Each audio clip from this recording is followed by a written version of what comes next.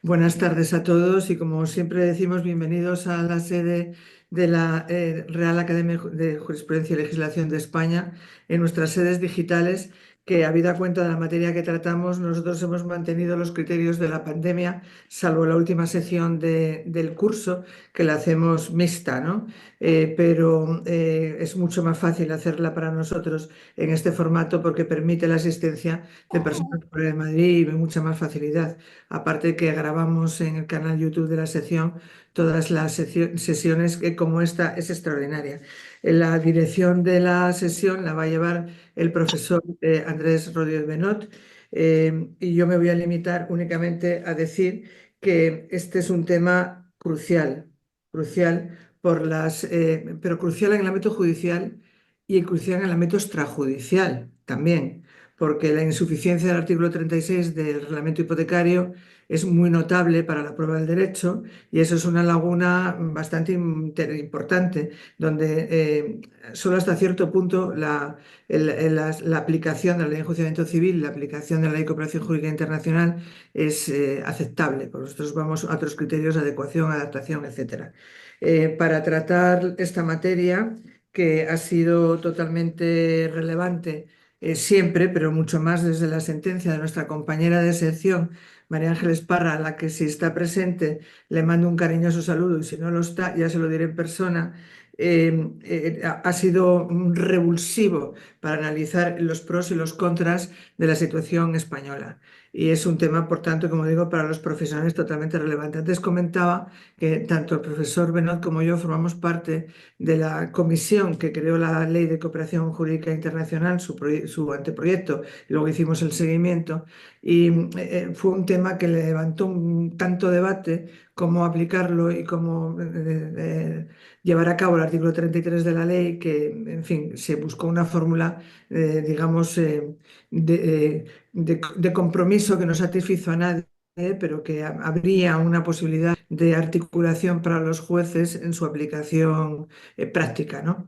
Para tratar esta materia, y ya le doy la palabra al profesor Luis, que va a decir, como digo, quien dirige la sección, tenemos, en fin, pues lo mejor, como siempre, tenemos lo mejor como siempre. Tenemos al profesor Alfonso Ibarra, que vamos, es un especialista absoluto en Derecho Internacional Privado, doctor, abogado en ejercicio, docente, vicedecano de Relaciones Internacionales, ha trabajado en todo tipo de campos del derecho procesal civil y competencia con elemento extranjero, especialista en Derecho Internacional de Familia, de sucesiones, en Derecho Inglés, en Contratación Internacional. Tiene muchísimas publicaciones y ha realizado proyectos de investigación y docentes en diferentes universidades americanas y europeas. Es un lujo tenerla aquí con nosotros y desde luego todo lo que publicas lo leo ávidamente, de verdad. Luego tenemos, y vamos a ir, creo, por este orden de intervención, ¿no? Ahora nos lo dirá el profesor Ruiz Benot, a la doctora Flora Calvo Babío, que es profesora de Derecho Internacional Privado de la Universidad Rey Juan Carlos y consejera de Winkels Abogados. Bueno, en la práctica internacional es muy conocida y yo diría que es de los abogados, bueno, yo la he recomendado varias veces, de los abogados más importantes en derecho internacional que hay en España y es un lujo tenerte contigo, Flora. Aparte de ello, tienes actividad académica, eres doctora, publicas, bueno, toda nuestra admiración. Por este orden finalizará las exposiciones el doctor Francisco de Borja Iriarte Ángel, magistrado del Tribunal Superior de Justicia del País Vasco, que ha tenido bueno, pues una relevante actividad en todos los ámbitos, no solamente vascos, en los que están todos, y el derecho vasco yo creo que es el más complicado que hay en España, con bastante diferencia, y es un campo de cultivo de lo que son las relaciones interregionales y por lo tanto un ejemplo de lo que es la ley aplicable, en fin, y todas las conexiones que tenemos que tener en cuenta para seleccionar una norma y que nos va a dar una aplicación judicial.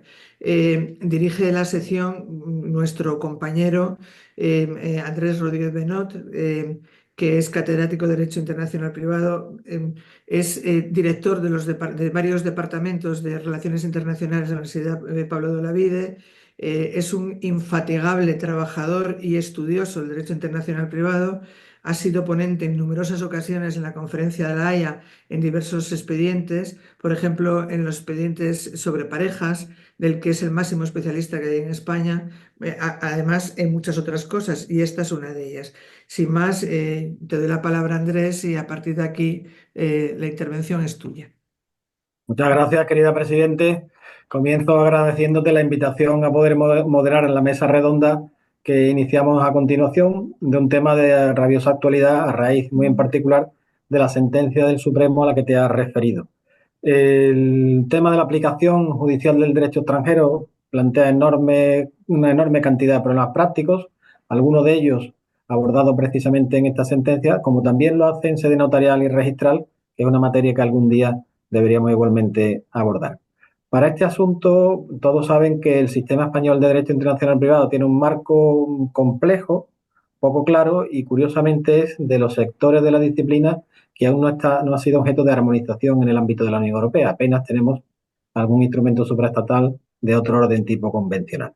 Pues bien, ese marco lo conforman el artículo 12, apartado sexto, el primer párrafo del Código Civil, el artículo 281, apartado segundo de la Ley de Enjuiciamiento Civil y más recientemente el artículo 33 de la Ley de Cooperación Jurídica Internacional en materia civil, cuyo artículo 3 ha aportado cierta luz, pero que curiosamente está siendo interpretado de una manera genérica por la mayor parte de los tribunales en el sentido de aplicar automáticamente el derecho español a falta de prueba del derecho extranjero, cuando esa no es, en mi opinión, la voluntad del legislador. Sobre esto también incide esa sentencia, la sentencia de la Sala Primera del Tribunal Supremo de 24 de octubre de 2024, que ha sido ya objeto de algunos comentarios doctrinales. De hecho, de al menos tres de ellos, dos son obra de los ponentes que contamos esta tarde. Es un trío de lujo, una terna de lujo, que abordará la triple perspectiva, la doctrinal o académica, la de la abogacía y, por último, la judicial. Comenzamos con el primero. Tiene la palabra el doctor Ibarra Bores para disertar los 20 minutos aproximadamente que le corresponde. Muchas gracias. Muchas gracias, muy buenas tardes. En primer lugar, quisiera agradecer a la Real Academia de Jurisprudencia y Legislación de España esta invitación en la persona de la presidenta de la sección sexta, doña Ana Fernández Tresguerres, y les voy a hablar un poco, en primer lugar, voy a darles algunas pinceladas o matizaciones en torno a cuestiones generales sobre la prueba del derecho extranjero para desembarcar finalmente en un comentario sobre la reciente sentencia de 30 de octubre de 2024 del Tribunal Supremo, Sala Primera. Sabido es que la regulación, como ha dicho el profesor Rodrigo Benot, se centra fundamentalmente en nuestro sistema en dos artículos más uno que es la base de todo el sistema nuestro de derecho internacional privado, que es el artículo 12.6, el cual establece que las autoridades y tribunales españoles aplicarán de oficio las normas de conflicto del derecho español. Pues bien, si la aplicación de las normas de conflicto se debe de producir de oficio, pues parece que en principio lo lógico sería que si ello diera lugar a la aplicación de un derecho extranjero, también este debería de ser aplicado de oficio. Sin embargo, sabido es que esto no es así, que el principio iura novit curia no opera respecto al derecho extranjero y el juez no tiene obligación de aplicar de oficio un derecho extranjero. Por su parte, el artículo 281, punto segundo de la Ley de Enjuiciamiento Civil, establece que el derecho extranjero debe ser probado en lo que respecta a su contenido y vigencia, pudiendo valerse el tribunal de cuantos medios de averiguación estime necesarios para su aplicación. Por lo tanto, el legislador español nos ofrece estas líneas maestras de la prueba del derecho extranjero, pero dejando muchas cuestiones por concretar. Se trata de un sistema abierto que deja en manos de los tribunales las respuestas que deban darse en cada caso concreto. Esta realidad y un poco esta nube que hay en torno a esta cuestión ha dado lugar a que debamos dar respuesta a una serie de interrogantes. Por ejemplo, ¿debe ser alegado el derecho extranjero por las partes para que se aplique? ¿Sobre quién recae concretamente la carga de su prueba? ¿En qué momento se debe de probar el derecho extranjero? ¿Qué papel debe desempeñar el juez en todo esto? Y una cuestión esencial, ¿qué es lo que sucede si no se prueba el derecho extranjero que en teoría hay que aplicar? Bien, en esta situación con este panorama quizás sea entendible la tendencia clásica que ha habido hacia la huida del derecho extranjero. Hay un estudio de un catedrático por ahí de Cataluña que nos dice que en torno al 80% de los tribunales no aplica el derecho extranjero en casos donde éste debería de aplicarse. Y para ello se utilizan distintos tipos de excusas, pues que la prueba del derecho extranjero atañe solo a las partes, que carecen de medios efectivos, que los propios abogados se desisten de la aplicación del derecho extranjero, etcétera, etcétera. Pero como regla general, entendemos que en el supuesto de que el litigio se encontrase sometido al derecho extranjero, por así determinarlo en nuestra norma de conflicto, las partes deberían de fundamentar sus pretensiones en lo establecido en tal derecho extranjero, por pura aplicación del artículo 399.4 de la Ley de Enjuiciamiento Civil. En otro caso, las pretensiones deberían de ser desestimadas por el tribunal, tal como ha defendido parte de la doctrina con amparo en el artículo 281.2 de la Ley de Enjuiciamiento Civil. El derecho extranjero, en cualquier caso, se encontrará presente en el proceso por determinarlo así nuestra norma de conflicto, aunque las partes no aleguen el derecho extranjero si los hechos y, en consecuencia, la norma de conflicto aplicada determinan la presencia del derecho extranjero en el proceso, entonces entiendo que el juez tiene la obligación de acudir a ese ordenamiento extranjero. Además, lo ha dicho el Supremo en varias sentencias, por ejemplo, en una de 10 de junio de 2005 o de 4 de julio de 2006.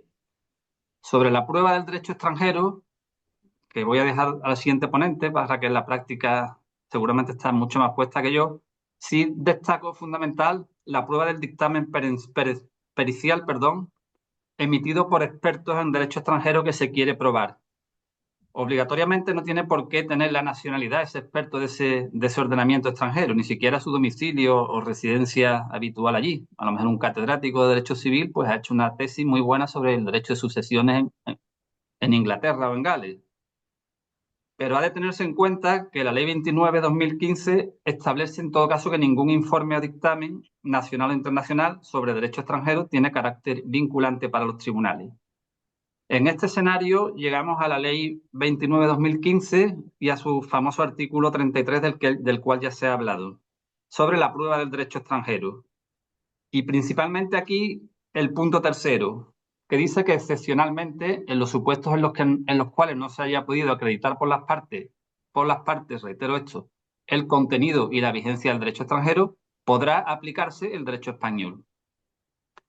¿Y qué ocurre ante la falta de prueba del derecho extranjero? Pues con carácter general, del artículo 281, apartado segundo, se deduce que en España la carga de la prueba del contenido, vigencia e interpretación, que es muy importante también la interpretación del derecho extranjero, corresponde a las partes, bien sea el demandante, bien sea el demandado. Así lo ha establecido la doctrina más autorizada y así lo confirma el propio artículo 33.3 al referirse a las partes en plural y no en singular.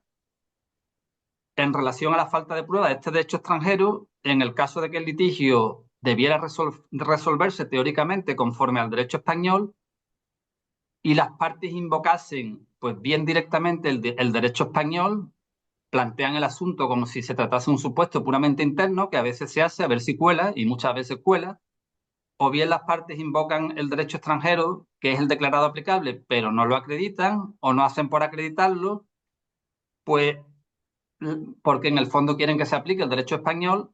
Las posibles soluciones planteadas tradicionalmente han sido tres. Una, la aplicación de oficio del derecho extranjero por parte del juez, que está descartada, porque va en contra del 281 y del 33.3.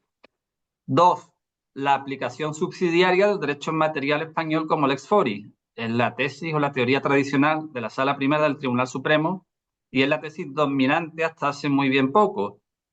Si bien no parecía ser la más adecuada, a mi entender, al mostrarse un poco respetuosa con el carácter imperativo de la norma de conflicto.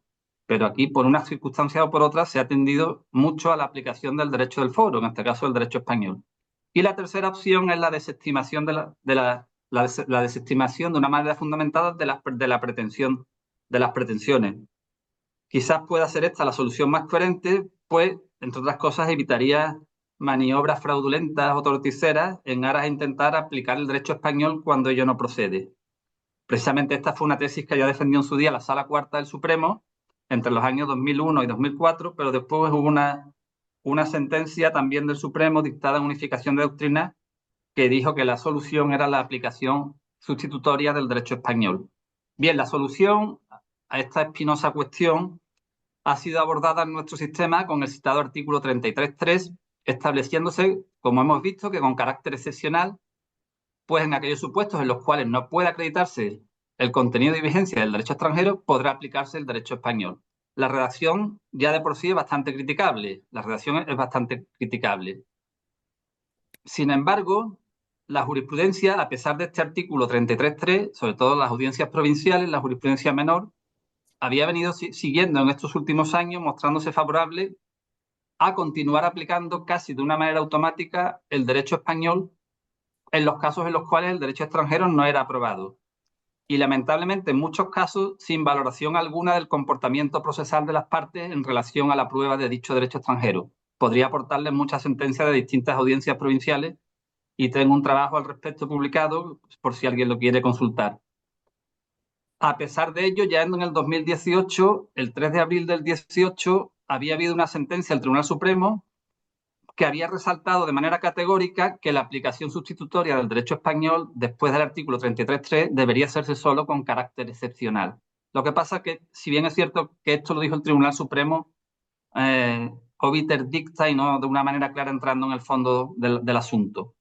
El caso es que con este panorama llegamos a la sentencia del Tribunal Supremo de 30 de octubre de 2024.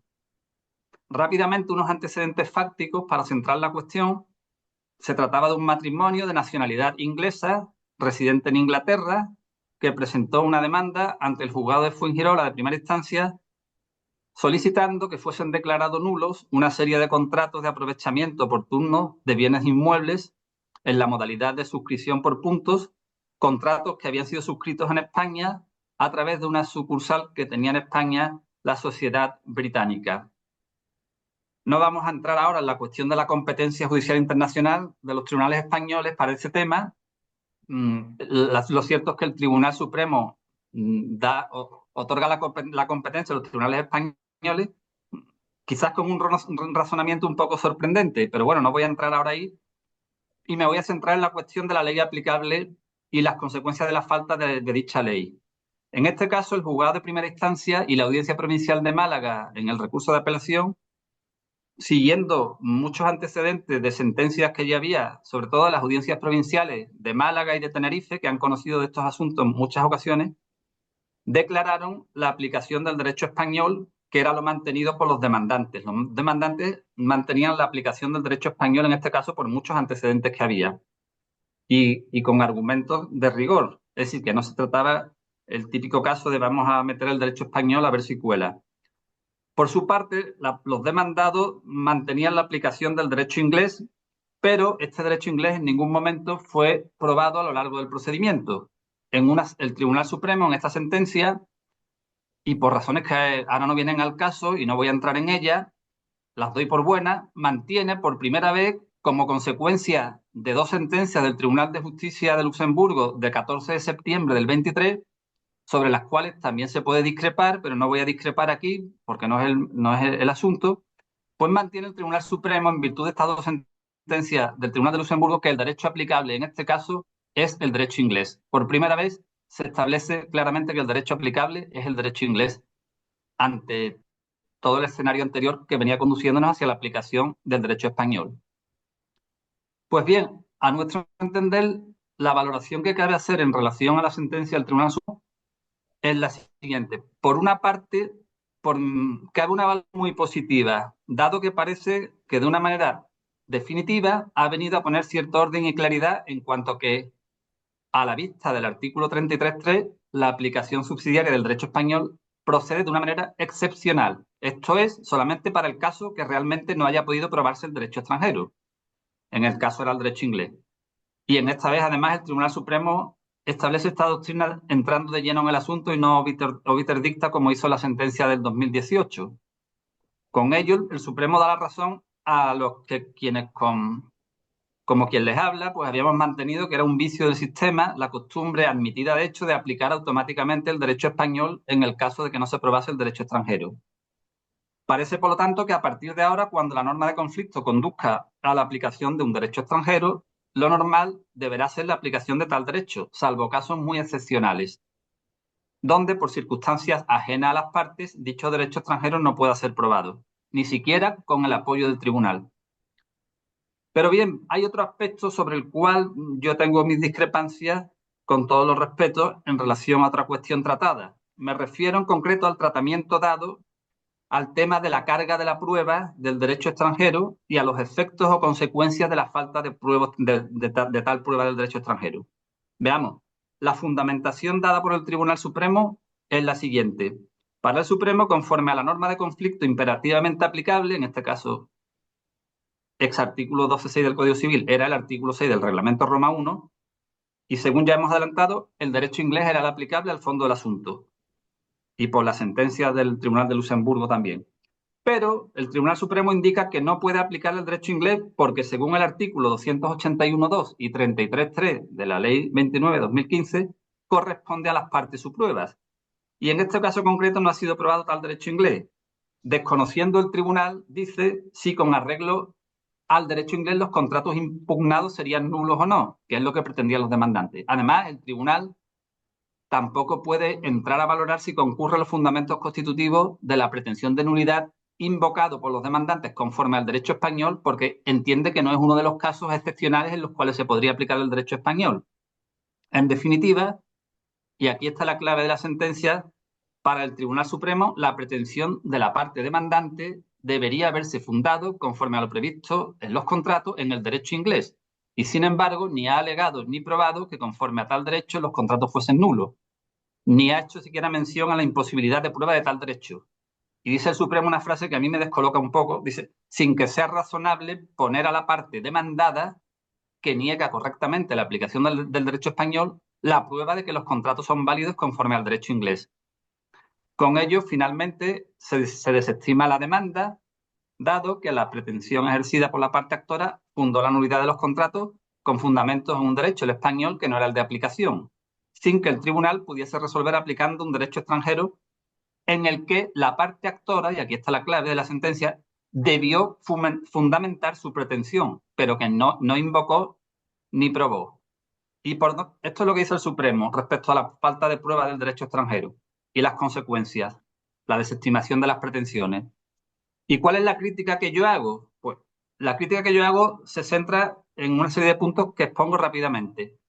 Pues primero, hasta la sentencia del Tribunal Supremo de 30 de octubre era pacífica la aplicación en estos casos del derecho español. La discusión se centraba más bien en el tema de la competencia judicial internacional. ¿Qué quiero decir con ello? Pues que no se podía prever entonces por los demandantes, estamos hablando del año 2018-19, la aplicación del derecho inglés, por lo cual era absurda su invocación, pues las polémicas e interpretables sentencias del Tribunal de Luxemburgo de 2023 fueron muy posteriores.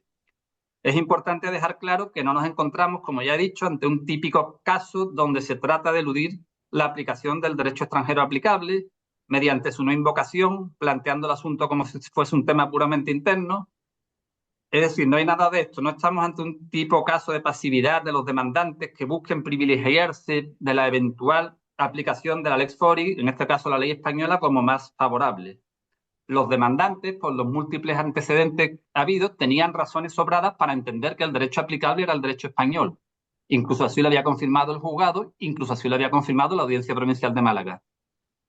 En segundo lugar, si las normas de conflicto son las que determinan el ordenamiento aplicable, como sabemos, como dice el Tribunal Supremo, son aplicables de oficio, artículo 12.6 del Código Civil, pues deberíamos incluso considerar que el juez de instancia debería haberlo hecho constar así de oficio.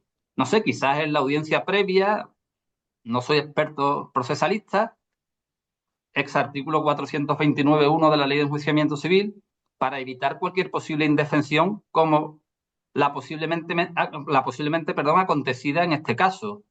Pero lógicamente ni siquiera el juez de primera instancia, ni los magistrados de la audiencia provincial, ni siquiera el Tribunal Supremo, si no es por la sentencia del Tribunal de Luxemburgo, podrían prever en este caso la aplicación del derecho inglés al fondo.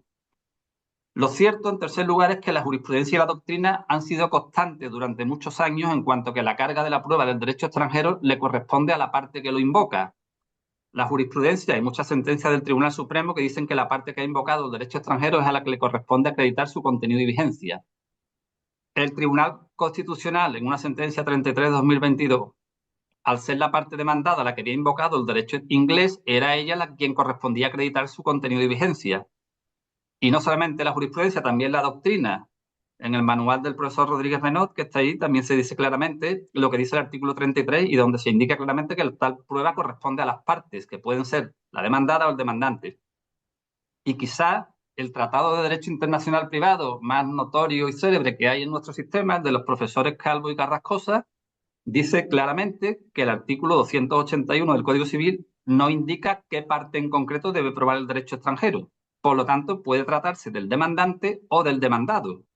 Por ello, el demandante debe alegar y probar el derecho extranjero si fundamenta en él su demanda.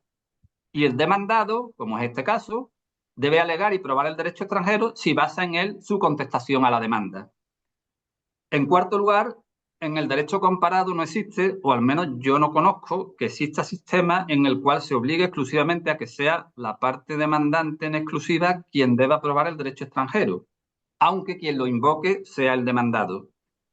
Y ello es lo que se deduce de la doctrina contenida en esta sentencia del Tribunal Supremo. Una interpretación como esta dará lugar a que en el futuro cualquier demandante deberá invocar y acreditar cualquier derecho extranjero que eventualmente pueda ser objeto de aplicación, mientras que al demandado le bastará siempre con invocar el derecho extranjero que estime aplicable sin tener la más mínima obligación de acreditar su contenido y vigencia. Ello correspondería en todo caso al demandante. Como comprenderán, esto parece algo fuera de lugar o absurdo, pero parece ser que así es. Sobre la existencia en el caso de que tratamos de una presunta vulneración del artículo 217 en relación con lo que es la carga de la prueba, no creo que proceda el argumento de que el derecho extranjero no es un hecho, sino que es un derecho. No es marcable en este artículo. Es evidente que la prueba del derecho extranjero se recoge en el artículo 281 de la ley, que se ubica en el capítulo sobre consideraciones generales sobre la prueba. En nuestro sistema, el derecho extranjero puede considerarse un híbrido entre el derecho y el hecho, pero no cabe duda que es un derecho aunque sea extranjero. Por ello, entiendo que no deben dejar de aplicarse las normas sobre la carga de la prueba. Quizás, como defiende cierta doctrina, el legislador en este caso, de cara al futuro, debería establecer unas normas específicas sobre la prueba del derecho extranjero que eviten situaciones como las que tratamos ahora, que pudieran conducir a una posible vulneración de la tutela judicial. Unos apuntes finales para terminar. Lo que aquí se defiende no está en contradicción con la sentencia que hasta la fecha ha dictado el Tribunal Constitucional en relación a la prueba del derecho extranjero. Segundo, con la postura del Tribunal Supremo en la sentencia 30 de octubre, se está claramente favoreciendo a la parte que se ha mostrado más indolente en el procedimiento, que no ha hecho nada por probar el derecho cuya aplicación defiende, teniendo además, en este caso, los demandantes la consideración de consumidores, parte débil entre teoría, y sobre eso no hay discusión alguna. Y en relación a la sospecha inactividad probatoria sobre el derecho inglés, ni siquiera sabemos qué hubiera resultado de la aplicación de tal derecho. Pues no sería descartable que también desde la perspectiva del derecho inglés fuesen nulos los contratos, pues en esa época el derecho inglés era similar al español porque era fruto de la transposición de directivas de la Unión Europea. Por todo ello, creemos que en el supuesto abordado por el Tribunal Supremo y atendiendo a los hechos muy específicos del caso, se ha podido producir una situación de indefensión para los demandantes al no tener estos la oportunidad de probar el derecho inglés en momento alguno, cuando esto fue invocado por la parte demandante y además hasta ahora, como les he dicho, era pacífica la aplicación del derecho español en estos casos. Quizás, atendiendo a las singularidades del caso, como también algún autor defiende, el Tribunal Supremo debería de haber dado un trámite de audiencia a las partes para que pudieran debatir sobre el derecho inglés, máxime en las circunstancias excepcionales de haberse cambiado de criterio en cuanto a la aplicación del derecho español en este tipo de contratos. Ha de tenerse en cuenta que las consecuencias de la sentencia son demoledoras para los demandantes, dado que en principio, a tenor del artículo 402 de la Ley de Enjuiciamiento Civil, el tema casi con toda probabilidad no podrá volver a plantearse en España conforme al derecho español o conforme al derecho inglés, solicitando la aplicación del derecho inglés. Termino. Quiero aprovechar este foro, porque me han dado permiso y me consta, pues para anunciarles que la próxima semana va a ser presentado ante el Tribunal Constitucional el oportuno recurso de amparo por una presunta vulneración de la tutela judicial efectiva. Recurso de amparo que también algún autor en algunos de los artículos que ha dicho antes el profesor Rodríguez Benot ya ha animado a su presentación para que el Tribunal Constitucional se pronuncie y, y establezca una doctrina en relación a esta controvertida e interesante cuestión. En fin, parece indudable que el tema de la prueba del derecho extranjero, por unas u otras circunstancias, y a pesar del paso de los años y de las modificaciones legislativas, nunca dejará de ser un nido de problemas en el sistema español. Muchas gracias. Muchas gracias, doctor Ibarra Bores, por tan interesantísima disertación que pone el dedo en la llaga de los problemas generados por la sentencia, a la vez que los aciertos de la sentencia, que también los tiene. Vamos a continuar con la perspectiva de la abogacía y lo hacemos pues con el lujo igualmente de contar con la doctora Flora Calvo Gavío, que es profesora de Derecho Internacional Privado en la Universidad Rey Juan Carlos, así como consejera de Vinkels Abogado especializada en Derecho de Familia Internacional. Ella es autora de otro de los recientes comentarios a la sentencia objeto de polémica en esta sesión de la tarde. Cuando quiera, tiene la palabra. Muchas gracias, Andrés, muchas gracias a Ana, muchas gracias a la Academia por haberme permitido participar en esta sesión.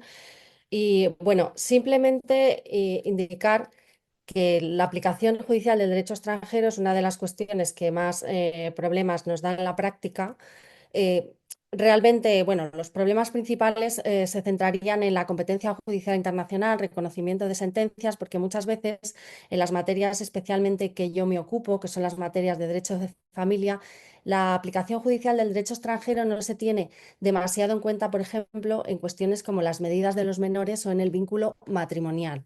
Se tiene en cuenta pues, en cuestiones más monetarias, por ejemplo, en las pensiones de alimentos o en la liquidación del régimen económico de gananciales, es decir, en saber en qué régimen económico matrimonial se han casado los cónyuges y ahí pues surge un poquito la cuestión, ¿no? Tenemos claro que la norma de conflicto, tanto si es de origen interno como si es de origen internacional, que ahora prácticamente todas las normas de conflicto son de origen internacional porque provienen de los reglamentos comunitarios y de los convenios internacionales y son erga omnes o de aplicación universal. Entonces, estas normas son de aplicación imperativa. En el caso de nuestro sistema interno, porque así lo dice el artículo 12.6 del Código Civil, y en el caso de los convenios y reglamentos internacionales, porque así lo dicen se dicen numerosos reglamentos y convenios internacionales. Por ejemplo, en el caso objeto de esta sentencia de 30 de octubre de 2024, pues a pesar de que la sentencia se refería al 12.6 para decir la imperatividad o para indicar la imperatividad de la norma de conflicto, realmente es el artículo 21 de ese reglamento el que dice que el derecho extranjero designado por la norma de conflicto solo se puede excluir si vulnera el orden público. Entonces, en este caso ya sabemos que hay que aplicar la norma extranjera que se designa por la norma de conflicto. Pero la norma extranjera solo se va a poder aplicar en nuestro sistema porque el derecho comunitario se para ahí. Es decir, no hay ningún, como decía antes el profesor Rodríguez Benot, no hay absolutamente ningún instrumento comunitario que diga quién tiene que probar el derecho, la vigencia del contenido del derecho extranjero, en qué momento procesal, cómo se debe de hacer, qué ocurre si no se prueba ese derecho extranjero, cuál sería la solución de cierre, etcétera. El derecho comunitario calla, el derecho internacional calla y el derecho español dice poco. Dice algo, dice que son las partes las que deben de probar la vigencia y contenido y que excepcionalmente si las partes no lo consiguen, pues se aplicaría subsidiariamente el derecho español. Bueno, pues las partes no prueban el derecho extranjero, lo hacen de forma insuficiente. ¿Cuáles son las soluciones que ha dado nuestra jurisprudencia? Que son soluciones de lo más diversas y diferentes a lo largo bueno, pues de toda la andadura de este sistema, antes de la Ley de Cooperación Jurídica Internacional y después. Pues como se ha indicado, hay 4 soluciones. Estaría primero la inadmisión de la demanda, que es una solución que ya la sentencia del Tribunal Constitucional 33/2002 indicó que no era una solución adecuada, porque era susceptible de vulnerar la tutela judicial efectiva, porque no entraba dentro de los motivos de inadmisión de la demanda, que son numerus clausus, y porque hurtaba o impedía que el demandante tuviese una resolución en cuanto al fondo. Después estaría, y aquí me quiero detener algo, en la aplicación de oficio del derecho extranjero, porque ha ocurrido en determinadas ocasiones. Ha ocurrido en determinadas ocasiones, especialmente en derecho de familia. Y hay dos sentencias sobre las que me gustaría llamar la atención, que es la sentencia del Tribunal Constitucional 10/2020, que es la sentencia de los armenios, y una sentencia que precisamente fue la ponente de esta sentencia que ahora estamos comentando, María Ángeles Parra Aranguren, que es la sentencia del Tribunal Supremo número 177 de 2018. En cuanto a la primera sentencia, la sentencia 10/2000 es la sentencia de los armenios. En este caso se trataba de un matrimonio de armenios que se querían divorciar. Bueno, se quería divorciar la señora, el señor igual se quería divorciar menos, y entonces, bueno, pues ella inicia un procedimiento de divorcio. En aquel momento la norma de conflicto lo que decía era que se tenía que aplicar la ley nacional común. En este caso, la ley nacional común era la armenia y no había forma de obtener la prueba del derecho armenio, porque era un país que estaba en guerra. Se mandaron una serie de comisiones rogatorias. En la segunda comisión rogatoria, el juzgado de primera instancia de Vizcaya se cansó y entonces dictó una sentencia desestimatoria, desestimó la demanda de divorcio. La señora recurrió y la audiencia provincial confirmó esa sentencia de esa desestimación de la demanda. Recurrido en amparo, lo que dijo el Tribunal Constitucional es que en estos casos en que la parte había intentado por todos los medios probar el derecho extranjero, que de verdad no se le veía una falta de diligencia, el juez tenía que aplicar de oficio, tenía que ayudar a la parte y aplicar de oficio el derecho extranjero. Es decir, era el juez el que tenía que investigar de oficio el derecho extranjero. Bueno, yo rastreé un poco lo que ocurrió en este caso, y entonces la Audiencia Provincial de Vizcaya encontró un código que, bueno, pues que regulaba el derecho de familia en la ex República Soviética de Armenia y lo aplicó, que no sabemos realmente si era el derecho vigente en ese momento, probablemente luego se aplicaría subsidiariamente el derecho español. Entonces, la pregunta es, ¿por qué tanta fatiga para divorciar a los cónyuges cuando el resultado final va a ser que los cónyuges se divorcien? Da igual que se aplique el derecho español o que se aplique el derecho extranjero. Desde que se interpone la demanda de divorcio, una demanda de divorcio sencilla que se hubiese tramitado perfectamente en 10 meses, tardaron estos señores en divorciarse 10 años. La segunda ocasión en la que veo, también referida al derecho de familia, la aplicación de oficio del derecho extranjero es una sentencia curiosa, la que he mencionado antes, la número 177/2018 de 3 de abril, y en este caso se trataba de un matrimonio de colombianos que se habían casado en Colombia, no habían hecho capitulaciones, con lo cual, por defecto, se habían casado en el régimen de su nacionalidad común, que era el derecho colombiano, una suerte de comunidad de bienes parecida a nuestro régimen de gananciales. Entonces, en este caso lo que ocurre es que vienen a España, están en un momento separados, luego se vuelven a juntar, se separan, luego hacen unas capitulaciones y pasan de comunidad de bienes a separación de bienes, y entre medias, que están juntos y separados, la señora gana la Bonoloto. Y entonces gana 1 millón de euros aproximadamente en la Bonoloto. ¿Qué pasa? Que el marido, en un momento dado, en el 2012, cuando dice que él se entera que ha pasado esto, pues reclama la mitad del premio como bien ganancial. Y se suscita la situación de si aplicamos el derecho español o aplicamos el derecho colombiano. De hecho, en primera instancia se aplica derecho español, se le da la razón se desestima la demanda, en la apelación se le da la razón al marido y llegamos al Supremo. Entonces, en el Supremo nadie realmente prueba el derecho colombiano. Se alega, se mezcla, uno lee la sentencia y ve si invocan artículos del Código Civil, del Código Civil colombiano, y finalmente en la sentencia se aplica de oficio el derecho colombiano. La magistrada entiende perfectamente que por la norma de conflicto se va a aplicar el derecho colombiano, no se nos indica porque las partes lo único que habían hecho era una vaga alusión a que ese contenido del derecho colombiano se podía encontrar en una página web del Ministerio de Justicia colombiano y, curiosamente, en la página del Consejo General del Poder Judicial, donde sí hay derecho extranjero, pero es algo vetado para los mortales y solamente lo pueden consultar los jueces. Y entonces, sin saber muy bien cómo se ha aprobado ese derecho, se resuelve o se desestima la demanda, pero basándose en las disposiciones del derecho colombiano. Entonces, esta aplicación de oficio del derecho extranjero, y se ha visto también en alguna situación que envuelve, por ejemplo, pues, cuestiones matrimoniales o cuestiones de menores, sí que se da en alguna medida. Es verdad que es poco.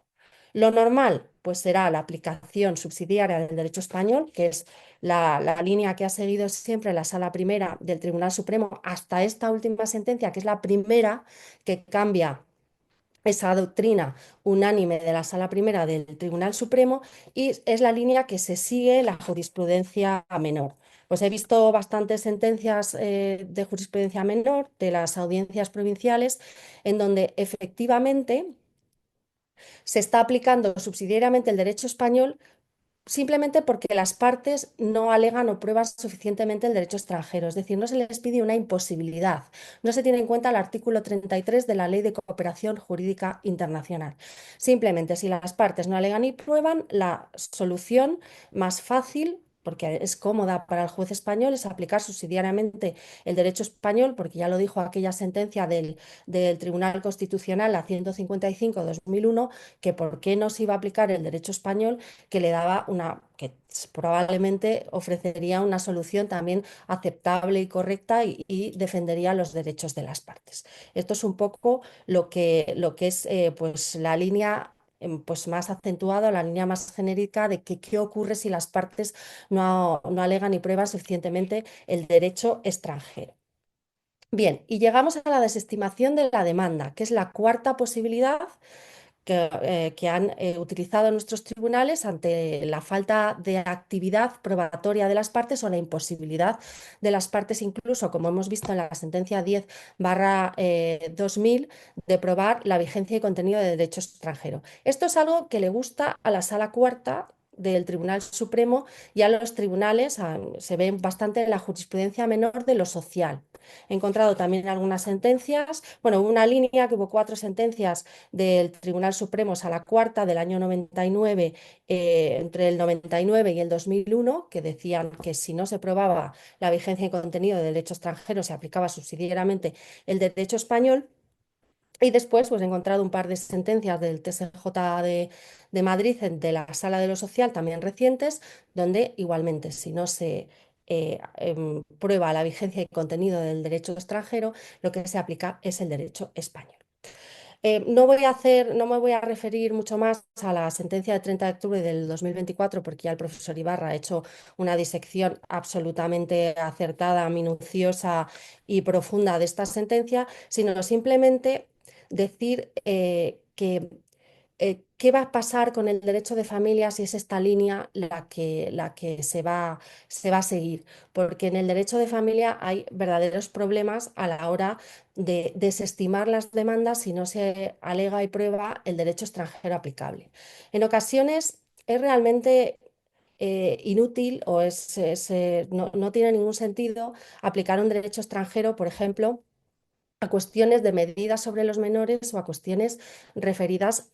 La pensión de alimentos, como lleva ese componente económico, a lo mejor puede tener una mayor disputa, pero las medidas personales, guarda y custodia, derechos de visita o incluso a cuestiones referidas al vínculo matrimonial. Pues vamos a suponer, por ejemplo, que se trata de, bueno, pues de unas medidas de guarda y custodia, derechos de visita de un menor al que se le tiene que aplicar, vamos a suponer, el derecho marroquí, o un derecho en los que pues, se discrimina a uno de los progenitores por razón de sexo, o se tiene pues, una idea de que la madre tiene que ser siempre la cuidadora principal, que no existe pues, la posibilidad de que se establezcan custodias compartidas y demás. Entonces, si esta doctrina de esta última sentencia del Tribunal Supremo se lleva a todo, nos encontraríamos con situaciones como, bueno, yo tengo que aplicar el derecho marroquí, que sé que no lo voy a poder aplicar, pero lo tengo que excluir de alguna forma, con lo cual lo traigo por la norma de conflicto para que no se me desestime la demanda.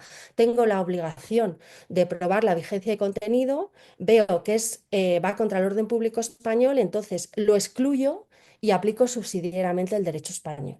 el coste, la molestia, el tiempo que esto puede suponer, no merece la pena hacer esto. De hecho, ahora mismo en derecho de familia siempre se razona la competencia judicial internacional de los tribunales españoles, pues para el divorcio, para las medidas personales sobre los menores, para los alimentos, pero en general se centra muy poco en lo que es la ley aplicable al divorcio. ¿Por qué? Pues porque nadie se cuestiona que haya que aplicar el derecho argentino, que a lo mejor es causal, o el derecho italiano que exige 6 meses de separación, sino simplemente los tribunales españoles son competentes y se les divorcia directamente por la ley española. Igualmente pasa con los menores, por este motivo. Entonces a nosotros nos parece que, no, que se nos plantea pues, un problema si realmente esta doctrina del Tribunal Supremo actual y creada por la sentencia de 30 de octubre pues se lleva al extremo porque se van a suscitar este tipo de problemas. Simplemente, no sé si tengo algunos minutos más, Andrés, simplemente decir con respecto a la prueba del derecho extranjero, qué problemas nos estamos encontrando a la hora de probar el derecho extranjero, que en muchas ocasiones, sobre todo bueno, pues he tenido que probarlo para cuestiones de regímenes económicos matrimoniales, pues para decir, bueno, los cónyuges están casados bajo el derecho inglés o bajo el derecho español y cuál es el contenido y vigencia del derecho inglés. A veces, pues estamos de acuerdo las partes en que se aplica el derecho inglés, pero no tenemos claro exactamente cómo se va a desarrollar ese régimen económico matrimonial, pues, pues es muy complicado. Lo normal es que se pruebe el derecho extranjero por un certificado de derecho inglés, pues emitido por una institución. No valen, por ejemplo, pues las informaciones simplemente bajadas de páginas web. Los juzgados no suelen admitir eso, es decir, tiene que ser un certificado de derecho extranjero. A veces no hace falta que sea una autoridad extranjera, sino que puede ser el cónsul español en el país. Eso ha pasado bastante en Marruecos. En Marruecos, por ejemplo, valen para pues, no, pues probar si el vínculo matrimonial en un matrimonio constituido en Marruecos que se ha disuelto por repudio, por ejemplo, ese matrimonio, ese divorcio es firme, pues vale un informe que se haya elaborado por el cónsul español allí. Eso se admite también eh, certificados de vigencia y contenido del derecho extranjero que se ha facilitado a veces por la Subdirección General de Cooperación Jurídica Internacional, y son muy importantes los informes periciales. Los informes periciales pueden ser de jurisconsultos del país y nosotros también a veces hemos utilizado informes periciales un poco mixtos de profesores catedráticos de Derecho Internacional Privado que fijan un poco las cuestiones y expertos del país. Eso es muy importante, es admitido normalmente por los tribunales para la vigencia y contenido del derecho extranjero, y si después, bueno, pues hay dos informes que son contradictorios, ya el juez valora, ya el juez sabe que se tiene que aplicar ese derecho extranjero, tiene claro cuál es la vigencia y contenido, y para la interpretación de determinados preceptos, pues esos informes periciales los analiza y finalmente pues decide cuál es pues la interpretación que le tiene que dar a la determinada norma en cuestión. En conclusión, simplemente decir que estamos ahora mismo, no es que esta sentencia haya creado más inseguridad jurídica, es que inseguridad jurídica ya existía, y absolutamente necesaria es una regulación que nos dé, pues bueno, pues una serie de pautas de todas estas cuestiones que yo he planteado y las que ha planteado con mucha más profundidad el compañero que me ha precedido. Muchas gracias. Enhorabuena también, querida Flora, por tu excelente intervención que nos aporta la práctica real del día a día del problema ante nuestros tribunales.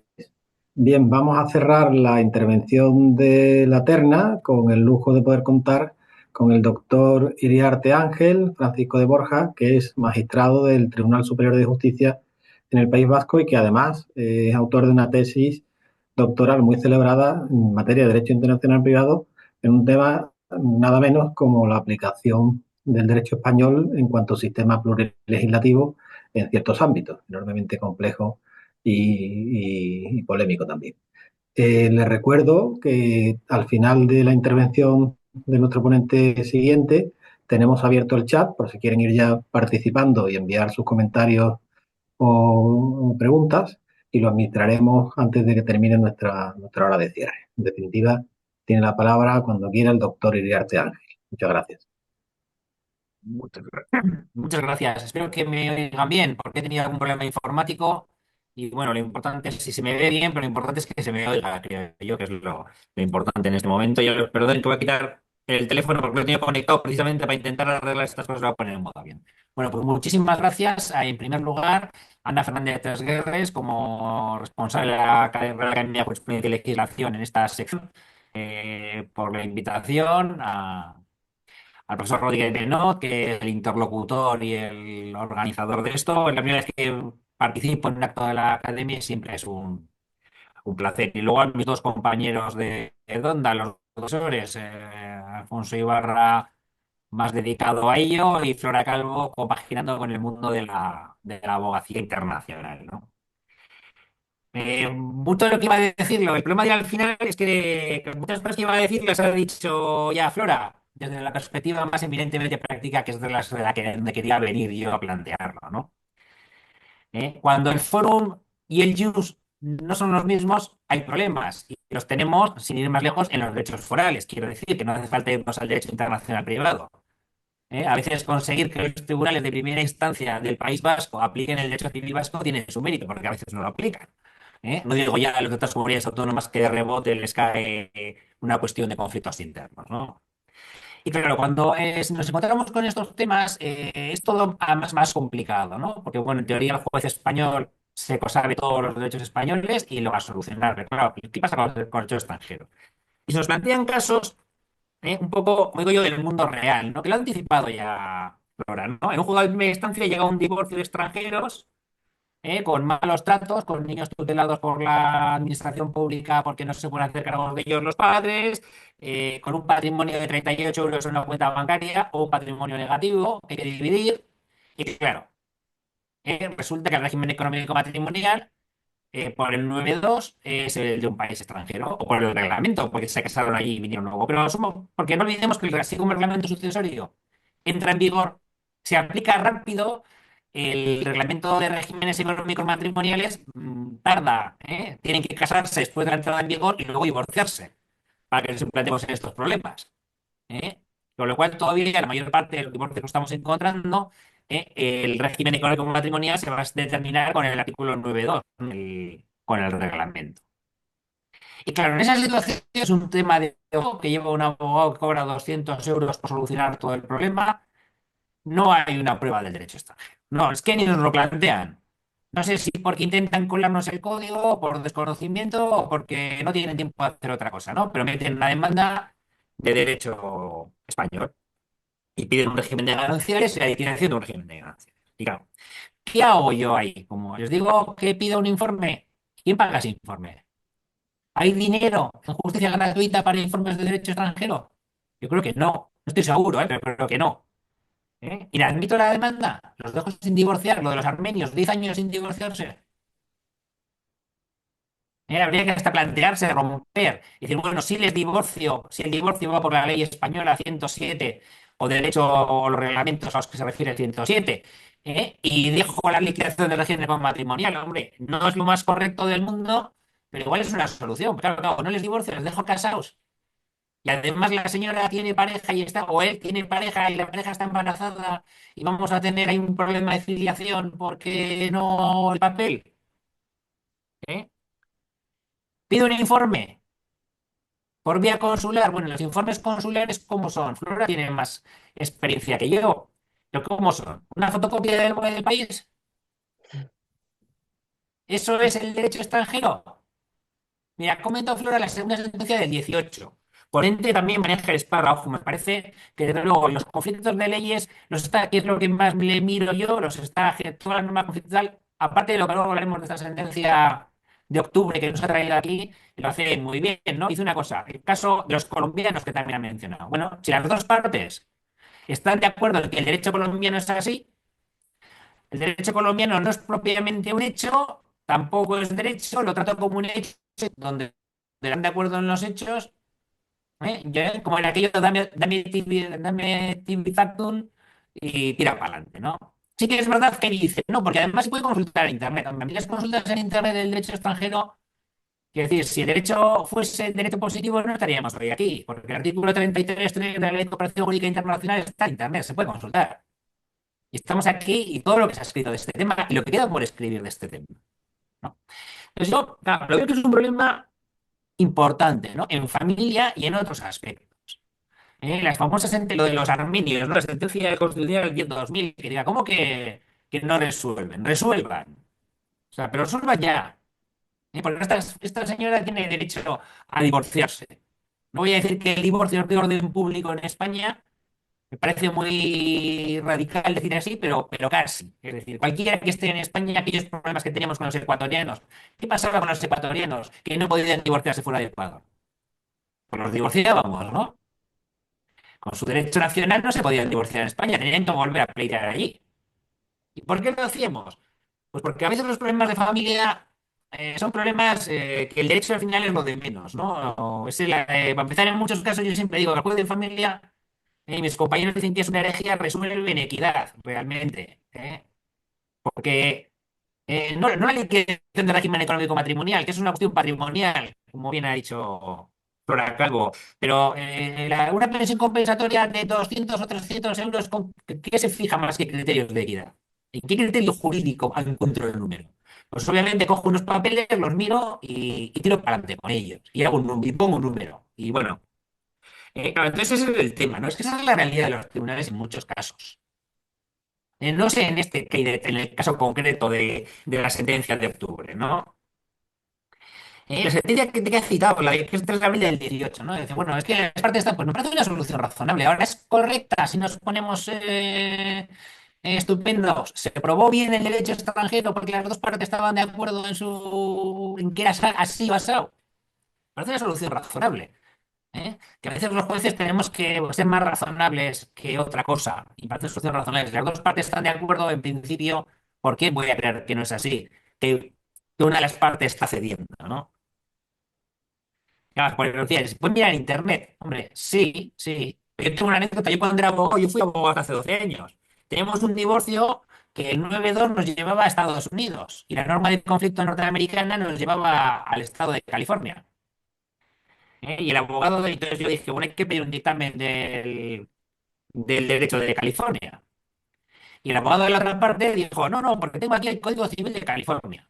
Claro, yo primero que dije, joder, no sé mucho de derecho norteamericano, pero Código Civil es cultura general, solo tiene Luisiana, ¿no? El resto son de como no.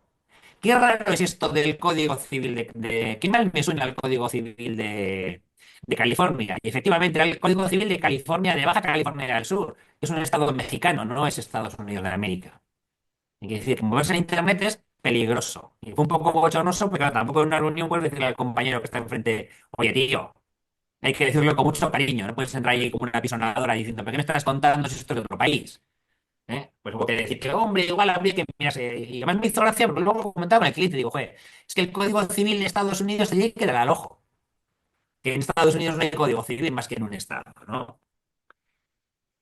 ¿Qué cuestión hay? Sí estoy de acuerdo con el desestimar, cuando la parte puede, o razonablemente puede desestimar. Y además yo diría poner un cero de la ley orgánica al Poder Judicial. Es decir, cuando la parte puede, y no prueba, eso es un fraude procesal, porque es porque no le interesa probar.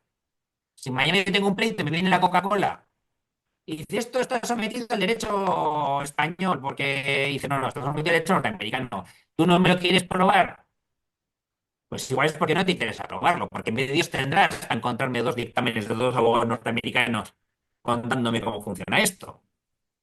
¿No? Y por eso digo que sí, sí partidario del 11.2. Creo que el 11.2 es un precepto que se usa poco, pues porque nos da, pero en este caso de mire, es que desestimo, esto es un fraude. Porque usted tiene capacidad para probarme el derecho extranjero y no me lo está probando por algún motivo extraño, que probablemente será que le interesa el derecho español respecto al extranjero. ¿eh? Y ese es un tema que yo creo que, pues claro, el tema del no resolver nos planteamos el famoso tema del non-lice, del non-liquid, el deber inexcusable de resolver de los jueces. Es verdad, volvemos, el derecho extranjero no es derecho, no estoy alargando oscuridad de la norma, pero tampoco es un hecho propiamente. Es una cosa muy rara del derecho extranjero. Claro, la Unión Europea, los tratados internacionales no hablan de este tema, claro, no hablan de este tema porque cada país tiene su sistema. Ojalá tuviésemos nosotros un Instituto Español de Derecho comparado al que pedirle, o un Max Planck al que pedirle dictámenes, pero no lo tenemos. En la página web sí que hay algunas informaciones. A ver, que te pueden servir para hacerte una idea, pero cuidado con porque son informes hechos, bueno, como los... Yo trabajé en cada país y explicabas un poco de qué iba el derecho de cada país, pero eso valían para hacerte una idea con un cliente. Obviamente, si se va a invertir ahí, hay que tener un informe a los locales para que nos lo explicasen, ¿no? Y ya por último, porque ya digo que muchos temas, la sentencia famosa, la sentencia que nos ha traído aquí, ¿no? Fíjense, a mí me preocupa más el cambio de criterio, y Alfonso Ibarra lo ha planteado, ¿eh? El criterio, porque creo que en España tenemos un problema, y mis compañeros saben que no me duele decirlo, tenemos un problema de inseguridad jurídica. Aquí colaboran muchas partes, ¿eh? Colabora el legislador haciendo este tipo de leyes como la que nos ha traído hoy aquí, tan claras, ¿eh? Pero también colabora que somos poco previsibles, ¿eh? No somos como los anglosajones. Aquí el stare decisis no existe, ¿eh? Y yo creo que hay que ser un poco stare decisis. Y cuando te sales del decisis, del stare decisis, explicar muy bien por qué te sales. A mí me preocupa lo que ha dicho. Es que esto era pacífico y ahora de pronto es una sentencia de la Unión Europea. Pero igual había que haber buscado otra solución, ¿eh? Porque la solución que plantea Alfonso, claro, es dar un trámite de audiencia del derecho extranjero. Es complicado, porque vivimos un derecho procesal muy encorsetado, ¿eh? Os acordaréis, aunque si alguno de ustedes, perdón, por el tuteo, se dedicaba a hacer el tema penal, los problemas que hubo cuando no había segunda instancia penal y el Tribunal Supremo Español condenaba porque no podía oír a la parte y luego Estrasburgo anulaba la condena. Caso Atucha, hubo varios casos de esos, ¿no? ¿Por qué? ¿Y por qué el Tribunal Supremo no hacía una vista? Bueno, pues que no lo permitía la ley. Porque, bueno, pues la ley no la mencionaba, que es verdad que se podía haber hecho una interpretación diciendo, bueno, que la ley no lo menciona como el derecho, los convenios internacionales que estaban por encima de la ley española me obliga a... Lo hago, se podría haber hecho una interpretación de esas, pero una interpretación muy forzada. Retrotraer actuaciones. El problema que tenemos los jueces que vemos en segundos ulteriores escalones para retrotraer actuaciones es el artículo 242 de la Ley Orgánica del Poder Judicial. Es un precepto que se introdujo en 2003, ¿eh? Que fue objeto de una cuestión de inconstitucionalidad por parte de la Audiencia Provincial, tengo por aquí, creo que de Barcelona, ¿eh? Y que Constitucional dijo que no, claro. El problema es que en fase de recurso, la nulidad tiene que ser rogada, salvo en los supuestos de falta de jurisdicción o falta de competencia objetiva o funcional o violencia e intimidación que afecte al tribunal. Es decir, un juez en principio no puede anular una sentencia si no le ha pedido esa nulidad a una de las partes. ¿Eh? Es un tema peliagudo. Hay una sentencia del Supremo del año 18 también, de civil, de la sala primera, porque esto da muchos problemas en penal, mucha jurisprudencia sobre 242 en relación con las sentencias absolutorias, en las que explica que el tribunal, es un caso parecido, dice, "Oiga, es que yo esto habría que anular, pero había anulado lo dice, usted no puede anular si no se lo han pedido. El 240 es claro, el Constitucional ha dicho que es constitucional. Constitucional es, a mí no me gusta, creo que es problemático. Pero ahí retrotraer hubiese sido, más allá de que el Tribunal Supremo, ¿no? Que como tiene poco control por encima, puede hacer muchas cosas. Sí es verdad que la no prueba del derecho extranjero por parte del demandado es una cuestión peliaguda y de difícil solución. Porque, claro, en primera instancia, dar un trámite, sí, podría darse el caso. Pero una vez que pasa la primera instancia, pues el tema es complicado. Y algo que en este caso a mí me parece especialmente mm, preocupante o a repensar el cambio de criterio, ¿no? ¿Eh? Porque encima aquí había un reglamento europeo, que esa es otra, si no me equivoco. Con lo cual, igual resulta que la solución del derecho inglés es la misma que la del derecho español, porque en aquel momento el Reino Unido era parte de la Unión Europea. Y si no me equivoco, con el régimen transitorio del Brexit, que no lo conozco en profundidad, como el contrato es anterior al Brexit, sigue el régimen legal que había vigente antes del Brexit, si no me equivoco.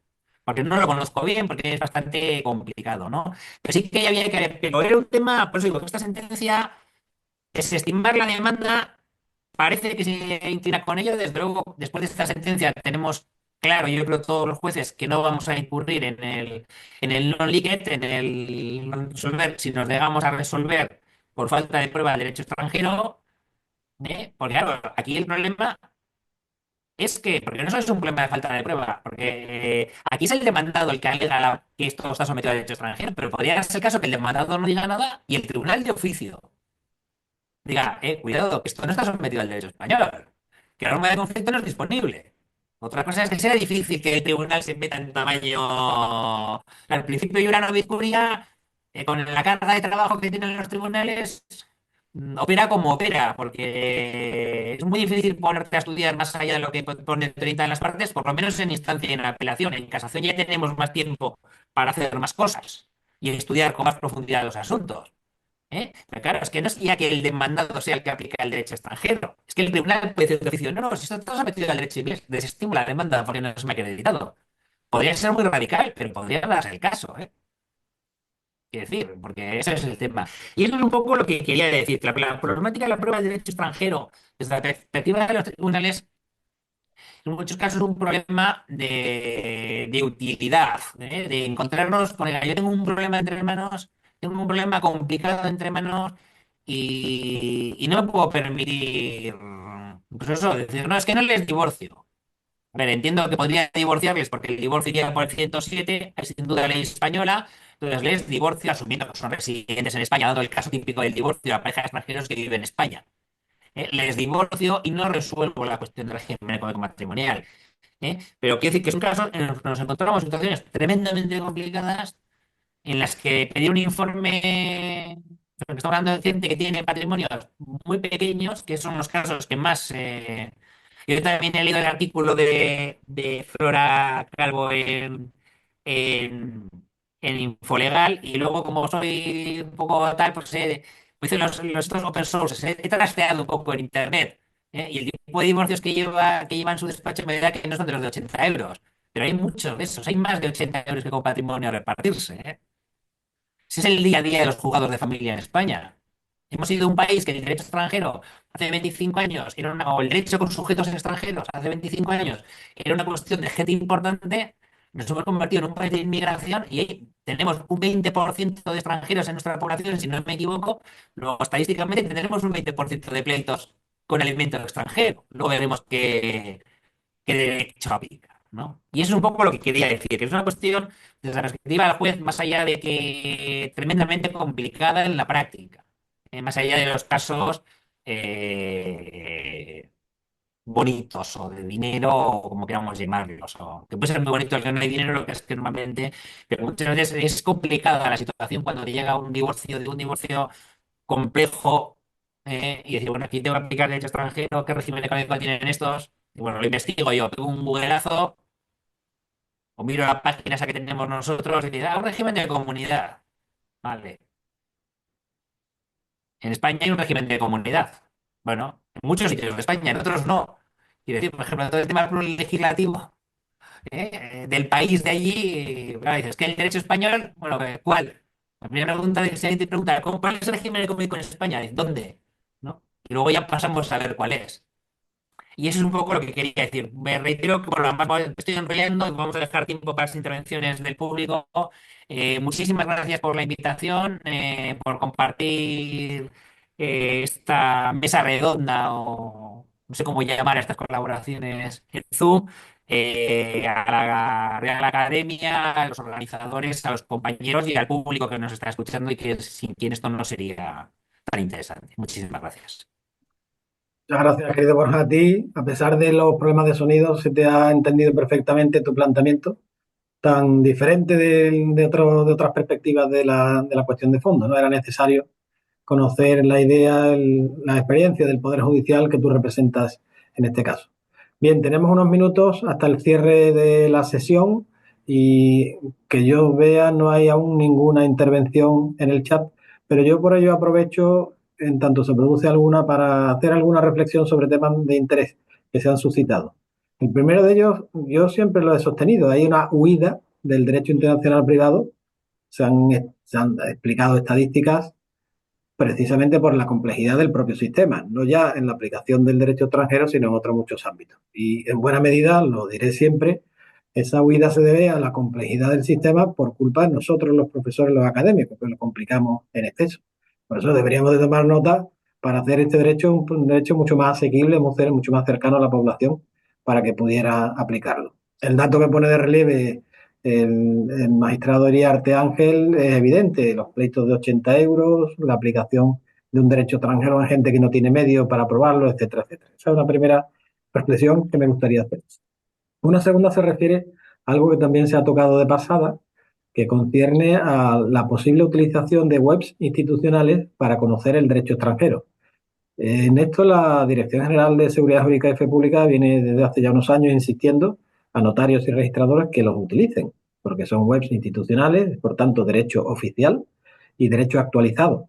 Y es verdad que muchas no tienen un nivel de concreción o de detalle suficiente, pero en otros casos sí. Yo esta mañana he explicado en clase esta cuestión y he visto con los estudiantes la web del portal de Justicia de la Unión Europea y se han quedado sorprendidos del nivel al que puede llegarse el conocimiento del derecho internacional privado de los países de la Unión. Pero en el ámbito judicial, pues no se ha dado ese paso.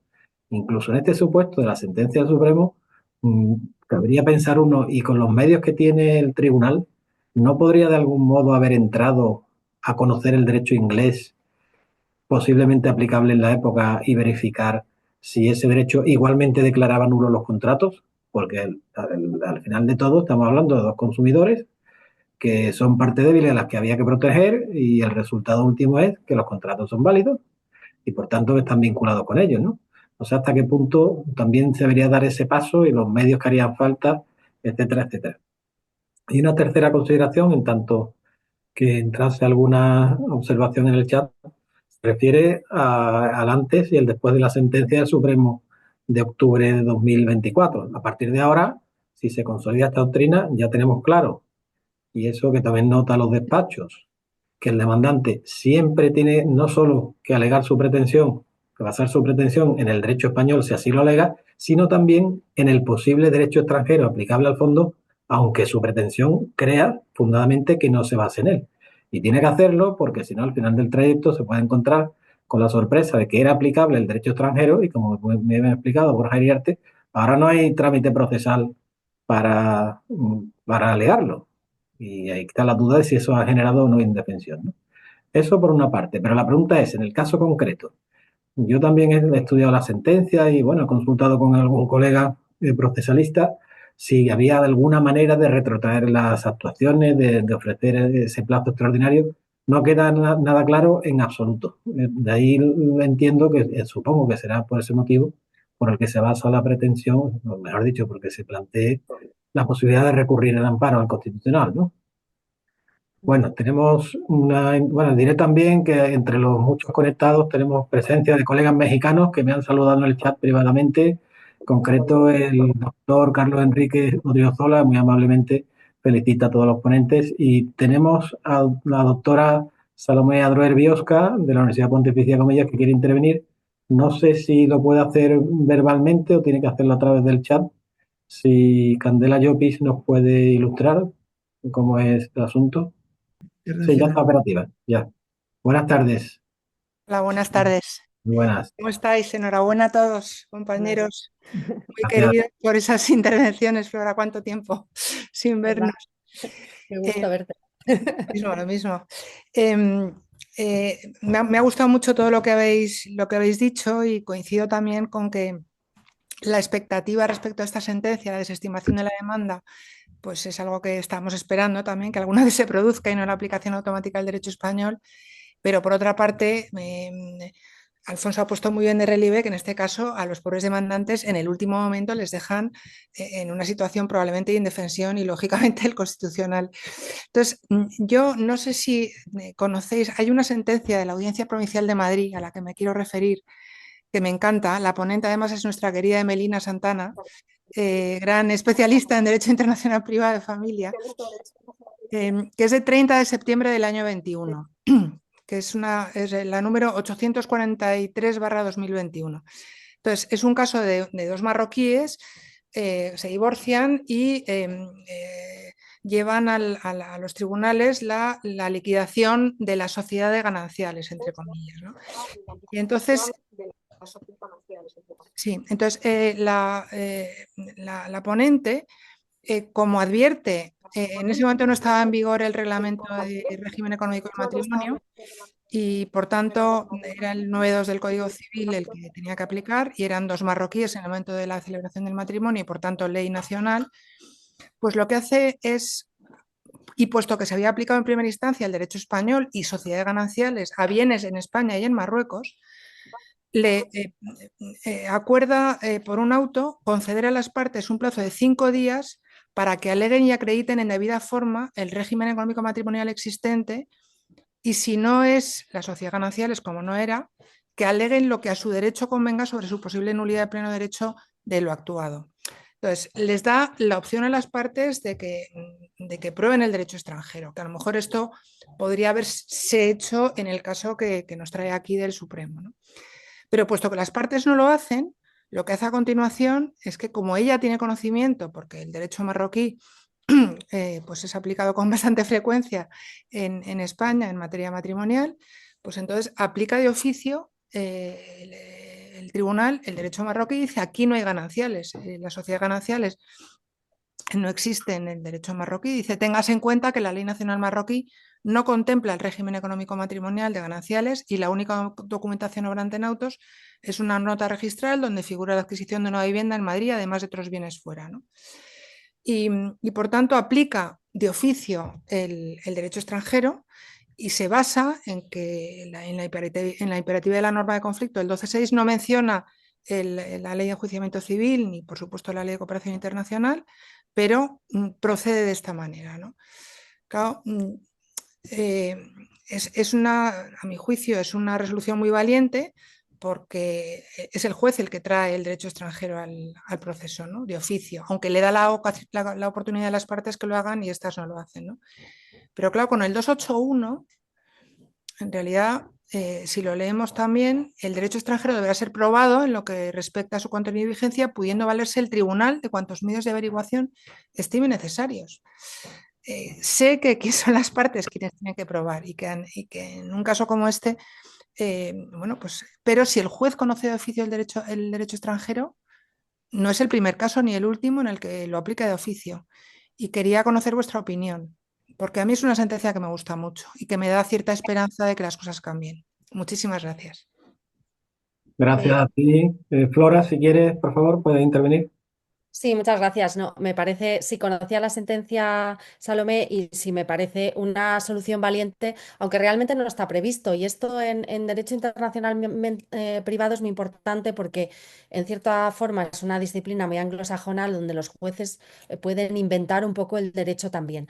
Yo estaba pensando en los procedimientos de inventario. Cuando las partes, una dice que se han casado bajo el régimen español de gananciales y otra dice, por ejemplo, que se han casado bajo un régimen que establece separación de bienes, con lo cual el procedimiento de inventario pues no sería, si hay separación de bienes, no se podría utilizar porque es para gananciales o para asimilados, para comunidad de bienes. Entonces, como cuestión previa, cuando uno recurre por inadecuación de procedimiento, el que quiere alegar que no se aplica el derecho español al régimen económico matrimonial o un derecho que establezca una comunidad de bienes, ahí se decide cuál es el derecho que se aplica. Y a partir de ahí ya vendrá la prueba del derecho extranjero, que es algo que creo yo que se tendría que hacer. Porque realmente llegar hasta el Supremo para que te desestimen la demanda y luego qué. A mí me parece que produce una gran indefensión. Entonces tendría que haber pues algún momento procesal en donde se estableciese claramente, como en este caso de la sentencia de 30 de octubre, si se aplica el derecho español o se aplica el derecho inglés, y una vez que ya se decida, por ejemplo, que se aplica el derecho inglés porque ya es una cuestión que quede pacífica, pues ahí entraría el problema de la prueba del derecho extranjero y ya se vería si se prueba suficientemente o qué se hace si la prueba no es suficiente. Pero yo entiendo que tendría que ser en un momento previo, porque si no, al final, a mí me parece que toda esta solución es susceptible de producir una gran indefensión a las partes. Gracias. No sé si alguien más quiere intervenir sobre el particular. Yo, Andrés, decir ahí simplemente que puede ser un caso en el cual pues se ceda a la necesidad de la acreditación por las partes del derecho extranjero, este que estamos hablando, y que ha planteado Salomé. La verdad es que la regulación es muy insegura en esto, porque no lo dice claramente, pero, por ejemplo, en el caso de que el juez ya ha tenido conocimiento del contenido del derecho extranjero, haber conocido ya antes sobre un asunto idéntico, el caso de la sentencia del Supremo del 15 de enero de 2019, y ello no es extraño que suceda en muchas localidades donde hay un número muy importante de población de nacionales de un determinado estado, en concreto de Marruecos, por ejemplo, como ocurre en las ciudades de Ceuta y Melilla, que da lugar a que en la práctica sea relativamente habitual que los tribunales de la zona pues apliquen de oficio casi el derecho extranjero. Pues, por ejemplo, la Audiencia Provincial de Cádiz, hay un auto por ahí, quiero recordar, del año 2018, donde por conocimiento propio aplica la ley de Marruecos sobre guarda y custodia de menores. Es decir, que sí hay casos por ahí en la jurisprudencia menor donde algunos tribunales que tienen mucho conocimiento, por estas razones que estoy diciendo, de aplicaciones de leyes extranjeras en caso en tema de familia en Marruecos, pues han aplicado de oficio en más de una ocasión alguna norma extranjera en marroquí en materia de familia. Gracias. Estamos al borde de la hora, pero tenemos una pregunta que nos plantea don José María González Zapatero y que entiendo va dirigida para Borja Iriarte, y es la siguiente. ¿Es razonable pensar que el derecho extranjero aplicable es aquel que las partes convienen en sostener que lo es, aunque sea derecho cogente? No sé si tiene alguna opinión sobre el particular, A ver, Borja. primero, yo distinguiría dos temas. La norma de conflicto. Las partes no pueden decir que este conflicto, valga la redundancia, se resuelve conforme al derecho inglés. Tendrá que ser nuestra norma de conflicto la que nos lleve al derecho inglés. Eso es lo primero. O sea, no pueden ponerse de acuerdo en que una cuestión esté sometida a un determinado derecho. La norma de conflicto es imperativa. Creo que, bueno, salvo cuando la norma de conflicto permite ponerse de acuerdo sobre ello, quiero decir. Ahora, una vez que nuestra norma de conflicto nos lleva al derecho inglés, ¿pueden ponerse de acuerdo su vigencia y contenido? A ver, esto es un mundo de soluciones prácticas. En principio, no, pero también es verdad que se supone que si dos partes enfrentadas están de acuerdo en algo, será así, porque si no, no estarían discutiendo esto. Que puede haber que estén perjudicando a un tercero, pues puede pasar de todo. Pero claro, es que nos movemos en un mundo, porque claro, te dices, bueno, que estén de acuerdo en su vigencia y contenido directamente las partes. Y si me traen dos informes que dicen lo mismo, ¿qué decir? Porque los informes al final, todos sabemos que el derecho muchas veces es matizable. Los que nos hemos enfrentado a los dictámenes de derecho, hay dictámenes que son muy claros que tienen que ser así y hay dictámenes que no voy a decir como Groucho Marx, este es mi dictamen, pero si quiere, aquí tengo otro. Pero hay dictámenes que se puede decir una cosa o una parecida, pero no la misma. Y nos movemos muchas veces en asuntos tremendamente matizables, tremendamente, para empezar, por eso estamos en los tribunales, muchas veces, porque el tema no está nada claro. Entonces, ¿podrían ponerse de acuerdo? Pues bueno, eso es como todo, eso al final es casuístico. Mejor que nada, mejor que aplicar por la brava el derecho español, si ellos están de acuerdo y nos parece razonable lo que dicen ambas partes. Al final sí es verdad que para eso sí nos valen ciertas formas de entrar en un prontuario y echar un vistazo a un prontuario. Si las dos partes están de acuerdo en una cosa y eso es consistente con el prontuario que tenemos, hombre, tenemos más que lo que es habitual, que es nada. Porque volvemos a lo de siempre, es que en muchos casos ni se plantea. Y yo quiero pensar que, volviendo a eso, al divorcio de los marroquíes o de los sudamericanos que no tienen nada, que no tienen no sé qué, digo, pues son habitualmente los que en el País Vasco tenemos, no somos una zona de turistas, aquí somos zonas de gente que ha venido a trabajar. No de gente que viene a pasar a disfrutar del sol, aquí no tenemos mucho sol, entonces normalmente tenemos esos países. Entonces, en esos casos, que muchas veces el abogado dices, hombre, yo prefiero pensar que no es desconocimiento, es decir, mira, en ese melón ni lo menciones, ya sé que esta ley que aquí no rige el Código Civil, pero no voy a abrir ese melón. Pero claro, porque el problema que tenemos es ese, ¿esa es la mejor forma? No. Tampoco los dos informes, La mejor forma es un instituto de derecho comparado independiente, lo que pasa es que pasa falta mucho dinero. Porque los informes, pues bueno, otras soluciones. Mira, un tío mío, Ricardo de Ángel, recientemente fallecido, algunos le habréis conocido, le habréis leído. Ese fue amicus curiae en un pleito en Texas.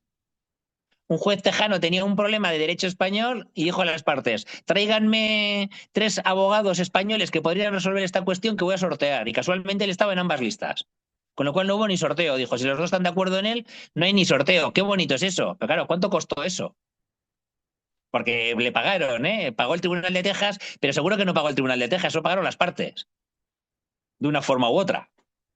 Claro, soluciones hay muchas y muy bonitas, que la mejor, la del amicus curiae. Pero claro, eso en el día a día de los juzgados, quizás en los tribunales tenemos un poco perdida la percepción. Yo sé que estoy en un sitio, la sala civil y penal, viendo recursos de casación en materia civil y nulidades de laudo arbitrales, pero los compañeros que están en la batalla, en los juzgados de familia, no están para hacerse grandes planteamientos, porque tienen el papel, se los está comiendo los juzgados de familia en este momento. O ya el papel no, a los datos informáticos, habrá que decir. Pero eso quiere decir que eso de que las partes están de acuerdo es una solución. Es una solución. ¿Es la mejor solución? No, lo reconozco. Pero muchas veces, en muchos casos, pero me parece mejor solución eso que decir, bueno, resulta que ¿dónde está la sotica? Derecho español, que es lo que se hace en multitud de sentencias de derecho internacional, con componente internacional. No sé si con eso he explicado mi...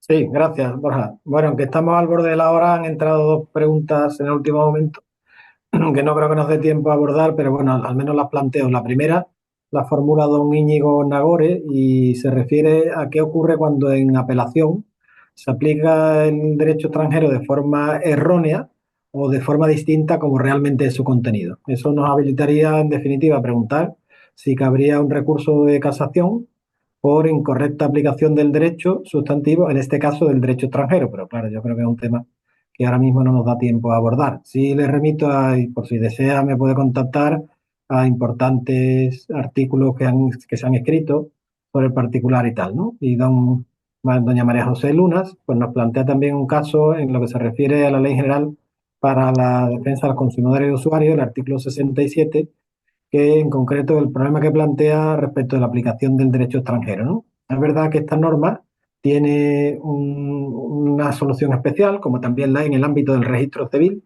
Son normas específicas que se salen de la regla general del 12.6, del 281 y del 33.3, ¿no? No puedo tampoco, no creo que podamos ahora mismo abordarla, ya digo, porque estamos al borde de la hora, pero con mucho gusto igualmente me ofrezco a, si me contacta, enviarle información y documentación sobre el asunto. Y dicho esto, como nos queda un minuto apenas para las 8:30, no puedo más que de nuevo felicitar a los ponentes, agradecer a los muchos participantes y oyentes y recordar que la sesión ha quedado grabada, que será publicada en el espacio virtual de YouTube de la sección sexta de la Real Academia y les animo a que asistan también virtualmente a las siguientes sesiones que se organizarán, que son pues, con mucha frecuencia. Y devuelvo la palabra a nuestra presidente con mucho gusto. Muchas gracias, Andrés. Un verdadero lujo haberos escuchado. Yo creo que se han planteado multitud de problemas y que se han puesto encima de la mesa, en fin, los temas que realmente importan en el proceso judicial. Como bien decías, dejamos apuntado en nuestra lista de deseos una reunión sobre la prueba del derecho en el ámbito extrajudicial y en el arbitral, que creo que puede ser de muchísimo interés para completar la sección de hoy. La próxima sesión ya planeada siempre es el último miércoles de cada mes, será el 26 de marzo y va a ser un ámbito totalmente diferente como es nuestra costumbre. En este caso será el derecho de sociedades en la era digital, con un análisis de la nueva directiva 2025-25, para lo que contaremos con un miembro de la sección, que es José María Gómez Riesco, y aprovecho también para saludar a Salomé y para saludar a Cristina Gómez Beifus, que también están conectadas, y no solamente ella, sino que yo haya visto, Victoria Cortero, que también la saludo, y estaba Nuria Marchal, en fin, lo que yo haya visto entre los grandes internacionalistas que has citado, españoles extranjeros, que es la ventaja del formato electrónico. Pues como digo, en esta nueva sesión planeada también estará a cargo de un miembro de la sección, y participarán Lola Villar, que es nuestra reper que ha negociado esa directiva, y nuestra magnífica participante y, en fin, colaboradora en la academia, porque es académica correspondiente y miembro además de la sección mercantil de la Comisión General de Codificación, Juana Pulgar, que nos hablará de la forma de transposición de esta directiva. Es una materia muy relevante y muy ligada al derecho digital, que nuestro derecho europeo ha servido de trampolín en todas las áreas privadas, en todas las áreas especiales del derecho privado, como hemos visto en la anterior sesión en materia de derecho contractual ligado a inteligencia artificial. Y sin más, doy las gracias por vuestra asistencia, por vuestra participación. Muchas gracias a los ponentes y os esperamos el día 26 de marzo, al tiempo que estamos totalmente abiertos a la sugerencia de temas, tanto de los miembros de la sección como de nuestros participantes habituales, que son también para nosotros miembros de la misma. Muchas gracias a todos. Muchas gracias, Andrés. Un lujo.